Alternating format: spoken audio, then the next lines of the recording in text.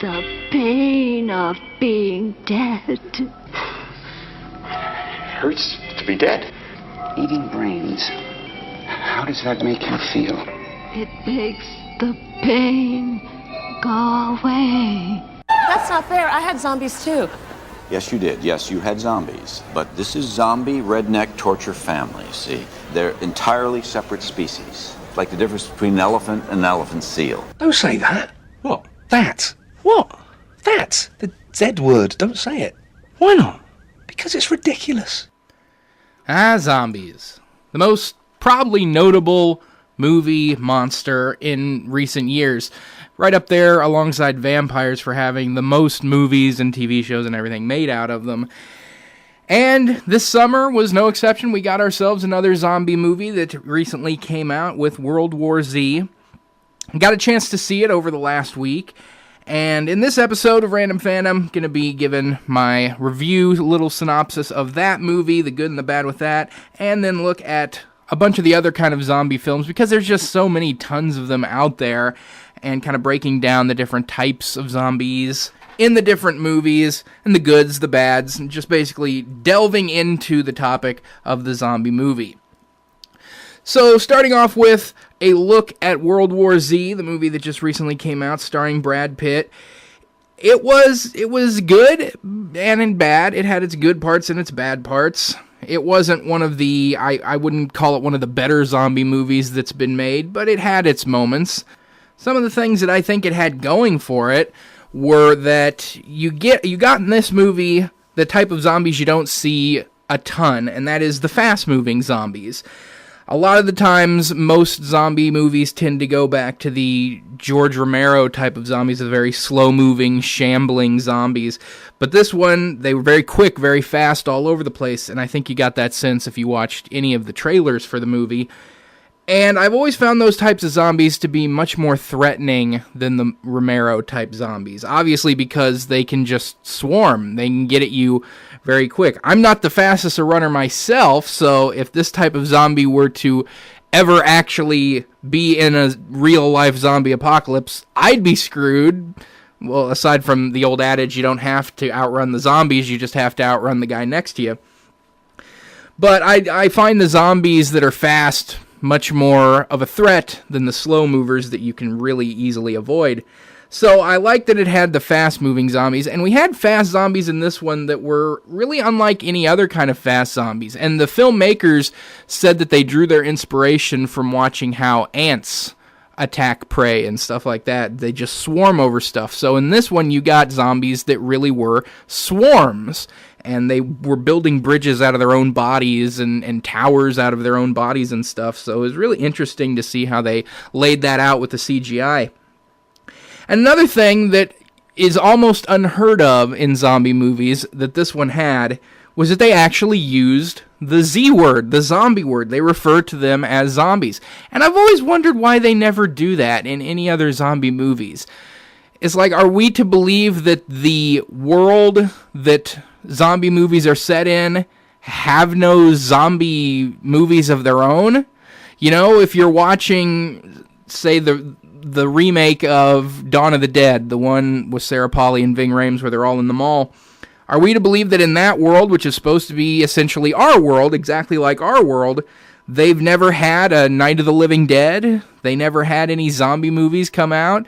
Or is it just that the very notion of the term zombie is so ridiculous to them, they don't want to use it because it just seems silly? Like the whole joke that Shaun of the Dead kept making about not using the Z word because it's ridiculous. It's like, have all the characters in these movies never heard of zombies before? Is there no notion of that in the world that they come from? But they actually used the term several times here in World War Z, so that was refreshing to see that finally done. And one of the more major things I liked about it was that this is a zombie apocalypse film, and most often when we have zombie apocalypse films, they tend to just focus on one small group of survivors, usually in one American town or American city, And the entire movie revolves around these 5 or 10 people that we get to know throughout the course of the movie, just trying to survive and get out of the city and whatnot. And we're very much divorced from the whole global nature of the entire situation. It's like we're just in this one little corner of the USA following this one small group of people. It's all well and good to tell the story of the little guys every once in a while, but that's all zombie movies ever do, is just focus on a few people. This one actually widened the scope, and we got to see the entire global nature of the zombie apocalypse. They went all over the place in this movie. They were in Jerusalem, and they were in, I think they went towards India at one point, and they were in parts of Europe, and it started off in America. So they really traveled the globe throughout the course of this movie, and it was nice to see how the different cultures and the different countries reacted to this similar problem. So those were the things that I really liked about the movie. And also Brad Pitt did a very respectable job carrying the movie, but that kind of slides into one of the bad things about the movie, because everything did really hinge on Brad Pitt carrying the movie. There wasn't a whole lot of other talent in this movie. Like, there was a lot of other people in it, and there was other actors who had real important roles, but I mean, I'm not a huge-time Hollywood person who knows everybody who's in all the movies, but I think I'm fairly good at picking out actors who I've seen before. I didn't hardly know anybody who was in this movie, and it seemed like the best talent in this movie, aside from Brad Pitt, was wasted on little cameos. Like, one guy who's in it, David Morse, who you've seen him in everything. I mean, if you've seen any movies, you've seen David Morse. He's all over the place. He's a really great actor, and he was in this movie for less than 5 minutes. He had one very short scene.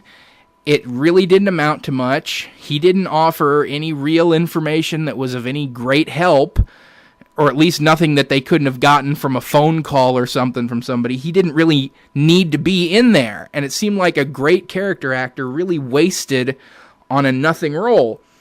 And there were a couple other actors who were the same way. I've seen them in other things, and they seem like pretty good actors, just didn't amount to anything.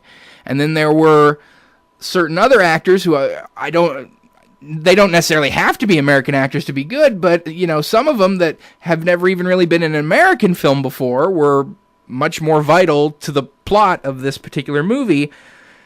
And so I was just like, where's the talent? You know, where's the notable actors? I don't know. Maybe that's just me. I like to see talented actors who I become fans of over the years, and I like to see them in these kind of roles. But everything just seemed to hinge on Brad Pitt.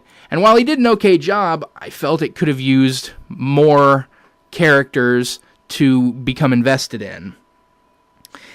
And another thing that was wrong with this one, I felt, was the basically the fix that they came up with. The way they figure out how to get around the zombies, they don't figure out how to destroy them or anything. They basically decide that zombies will not attack somebody who's already terminally ill. Something about how they're driven by instinct that is put into them by this virus that they've contracted, and the virus doesn't want, like, the virus has a will of its own. It doesn't want to infect people who are already sick and dying because it's like infecting an impure host or something.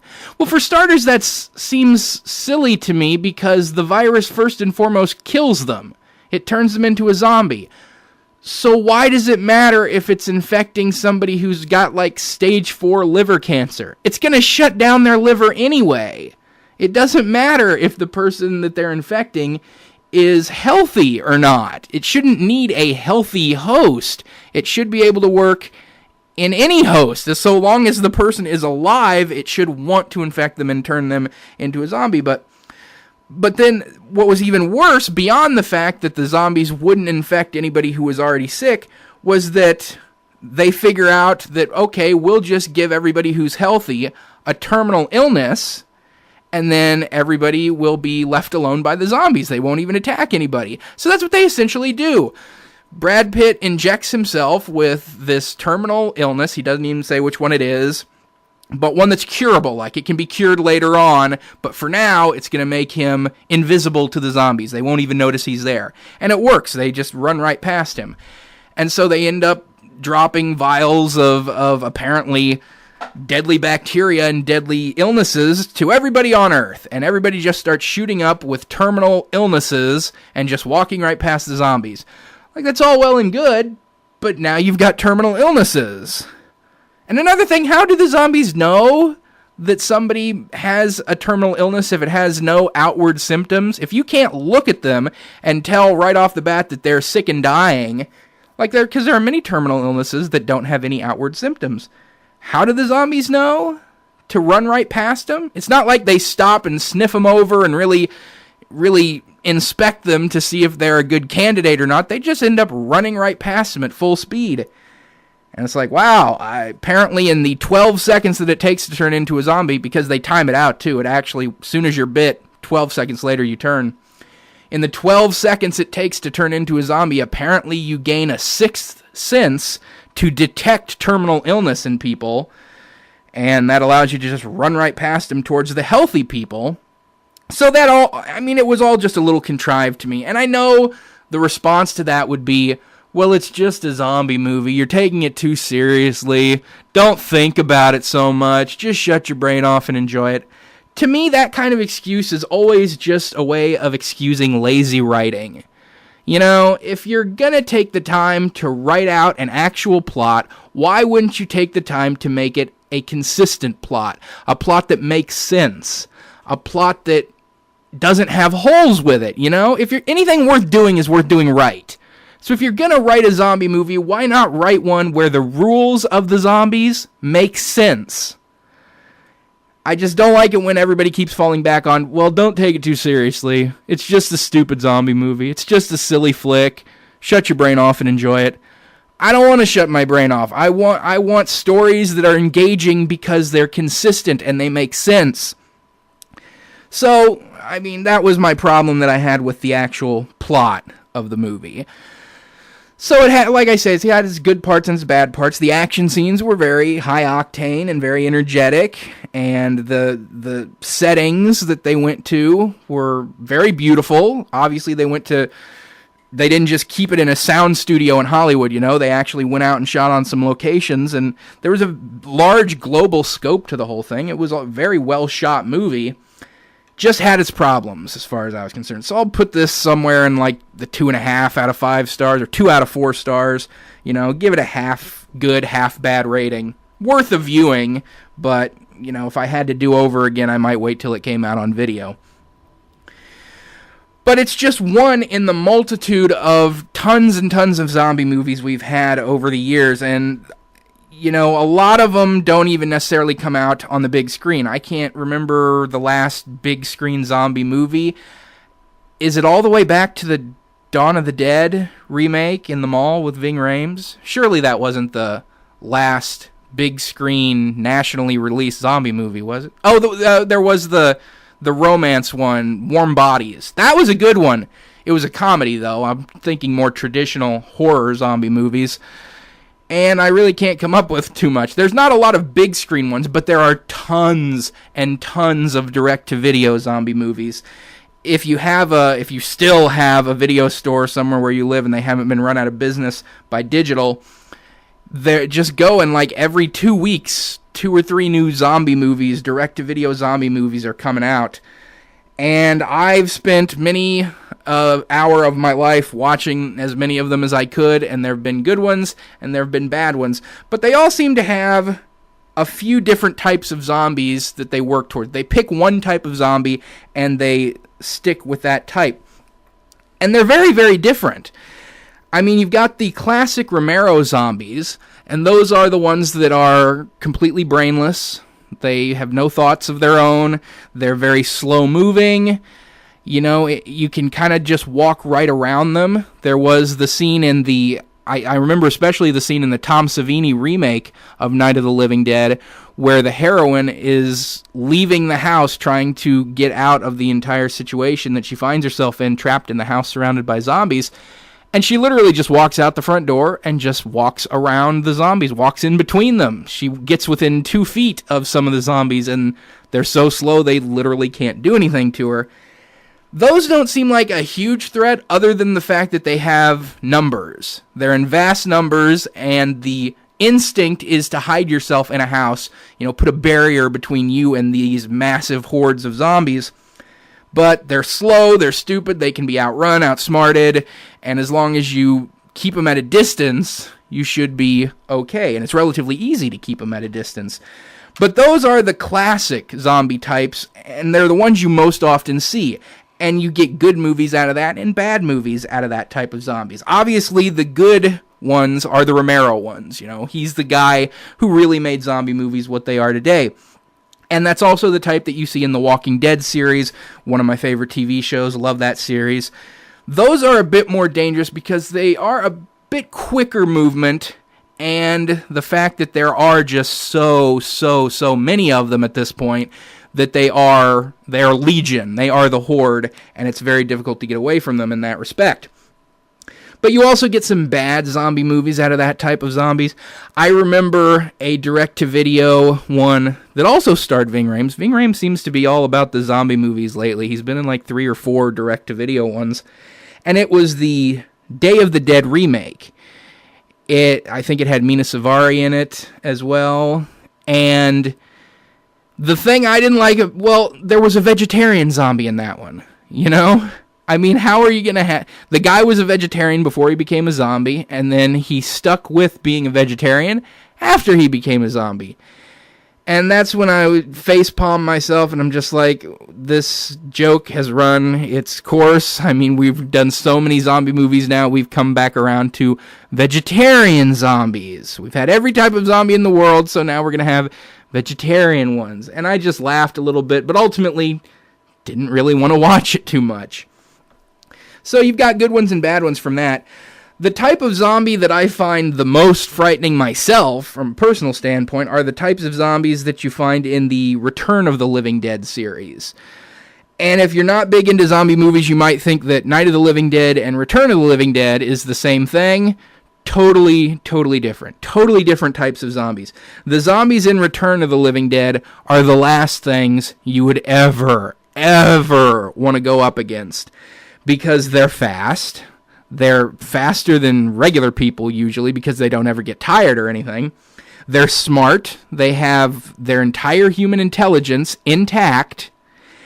And the reason they're all evil and trying to run people down and eat them is because they're in pain. And the pain is so intense that it doesn't matter if you had the nicest, most pacifist human throughout their entire life. Once they become a zombie, they will want to run you down and eat your brains.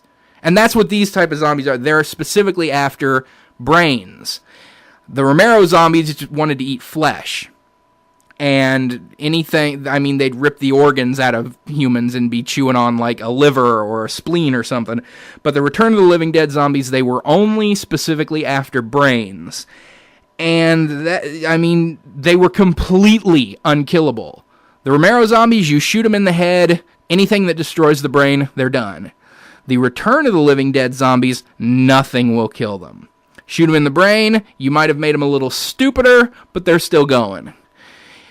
Decapitate them, cut their limbs off, their limbs will start crawling after you. I mean, nothing would kill these zombies. The only thing they could figure out to do in the movies was to burn them. They was one where they were in a funeral parlor and they had a crematorium and they threw them into the incinerator. Yeah, that grounds them down to nothing but ash, but then that ash goes up into the air and gets all up in the rain clouds, soaks into the water and falls down as rain, and then that rain gets into the cemetery and raises the dead bodies there. So there's no way to get rid of these zombies. I think in the end of the movies, they usually had to end up like nuking the towns that got infected or whatever. So those are the type of zombies you would never, ever want to run into because there's no way to deal with them. And then you have like the Resident Evil series. Those are kind of like the Romero zombies. They want to eat flesh. They're stupid and brainless. They're fast, though. They're fast-moving ones. The thing about them is that they have a tendency to mutate. Like, it's not just zombies that you're dealing with in those movies. They turn into... There's ones that have, like, tentacles that come out of their mouth at some point. There are ones that mutate into giant behemoths. There's ones that mutate into wall-crawling, animalistic type mutants. So they have a tendency to turn into all these other things, and so I guess that would make them in a way worse to go up against, because you never know what exactly they're going to turn into next that's going to, throw a different challenge your way of something to have to deal with. And then you also have some zombie movies, not too many, but a few, that aren't actually zombies at all. One movie that I really love, and that a lot of people say is one of their favorite zombie movies of all time, is 28 Days Later. But they're not zombies. I mean, the classic conception of a zombie, actually, the origin of the term is from voodoo practice, and a zombie is actually a living person who has just been drugged by a voodoo priest, and they act like they're dead because they've been put on this drug. But the movie conception of zombie is a dead body reanimated, is somebody who is dead who is come back to life after death. The infected people in 28 Days Later are not dead. They still have a heartbeat. They still have a pulse. You shoot them in the chest, they'll die. It's not like the Romero type that you have to shoot in the head and then otherwise they'll just get up and come back at you regardless of what else you do to them. The ones in 28 Days Later and a few other types of movies, I think Cannibal Holocaust, they were just people, basically any kind of movie where people are driven insane and become flesh hungry and cannibalistic, they're not real zombies.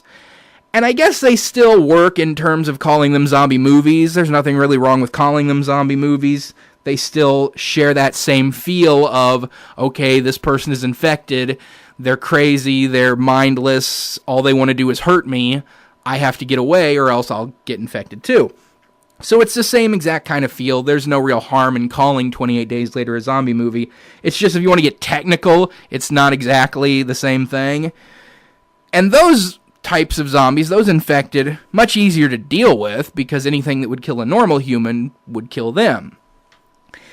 And anyway, one thing that they never really did in any zombie movie that I've ever seen, I can't remember ever seeing this done in a zombie movie, is the one thing that would really be a good way to get away from the zombies. I think my plan, if the zombie apocalypse were to ever come down, head north, especially if it's wintertime or if it's happening near wintertime.